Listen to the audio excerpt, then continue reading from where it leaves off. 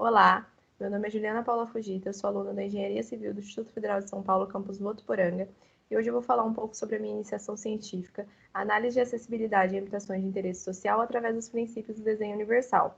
Esse trabalho ele foi orientado pelo professor mestre Ricardo Henrique Alves Corrêa.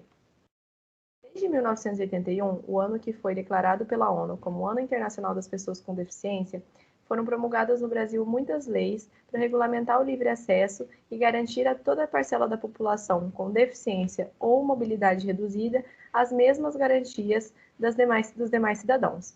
Passados 30 anos desse debate, a gente consegue ver muito avanço em várias esferas. E o desenho universal ele veio para somar quanto a isso, tanto na mudança do paradigma na arquitetura e urbanismo, quanto também para induzir experiências de amadurecimento voltado à democratização de espaços públicos e privados. Isso reflete também na moradia, especialmente quando se sugere a implantação do desenho universal na habitação de interesse social. Por essa questão, a gente vê quão significativa as construções que estejam de acordo com os princípios de desenho universal, não somente em projeto, mas também quando elas estão finalizadas. Aqui a gente consegue ver quão importante é o desenho universal, principalmente porque a gente observa que 12,5 milhões de brasileiros com deficiência, o que corresponde a 6,7% da população brasileira. Fundamentando-se nisso, o nosso estudo ele tem o objetivo de analisar as condições de pós-ocupação relativas à acessibilidade, baseadas no princípio do desenho universal. E o empreendimento escolhido foi o Parque Residencial Vida Nova Fraternidade 1, localizado em São José do Rio Preto. O objetivo geral do estudo é analisar as condições de pós-ocupação relativa à acessibilidade, baseadas no princípio do desenho universal, nas unidades habitacionais de interesse social construídas no Parque Residencial Vida Nova Fraternidade 1 pela construtora Pacaembu e que foram desenvolvidas pelo programa Minha Casa Minha Vida. E aí os objetivos específicos foram o levantamento cadastral e digitalização no CAD das possíveis alterações do projeto original e levantamento e digitalização em CAD do layout das unidades habitacionais. Material e método. O Parque Residencial Vida Nova Fraternidade 1. Ele fica localizado na zona sul de São José do Rio Preto, próximo ao entrocamento da rodovia Washington Luiz com o distrito Engenheiro Schmidt.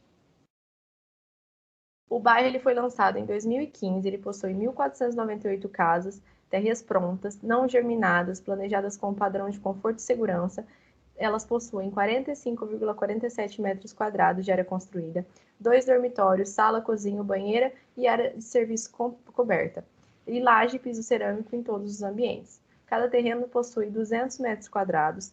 Segundo a construtora Pacaembu, 0,734% dessas casas foram destinadas para serem casas especiais, o que corresponde a 11 casas ao todo. Dessas 11 casas, 8 casas foram destinadas para deficientes físicos, uma para deficiente auditivo e 2 para deficientes visuais. É importante a gente frisar aqui que, segundo a portaria 610 do Ministério das Cidades, 3% das casas reservadas são reservadas a. É importante a gente ressaltar aqui que 3% das casas são reservadas a possíveis adaptações que constam na portaria 610 do Ministério das Cidades, mas elas só são de fato executadas se houver a procura dessas casas, se forem vendidas para pessoas com necessidade. Aqui no quadro, a gente faz uma análise pós-ocupação das características constantes, porque elas são importantes de serem implantadas em cada habitação. Aqui a gente tem uma planta baixa com modelo especial,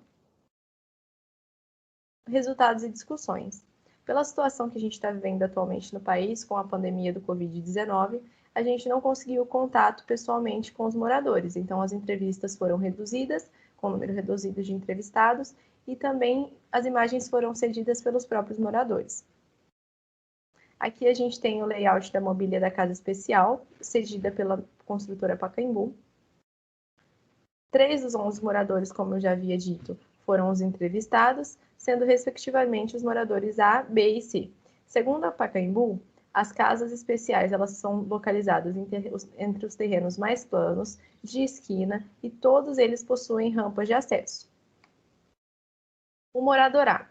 O morador A ele tem 46 anos, ele é deficiente físico, paraplégico, desde criança, e ele possui uma cadeira semi-esportiva.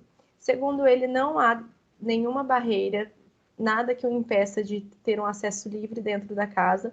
Ele só relatou que talvez se ele possuísse uma cadeira padrão, Segundo ele, poderia haver alguma dificuldade de estreitamento, alguma coisa assim. Aqui segue fotos da casa do morador A.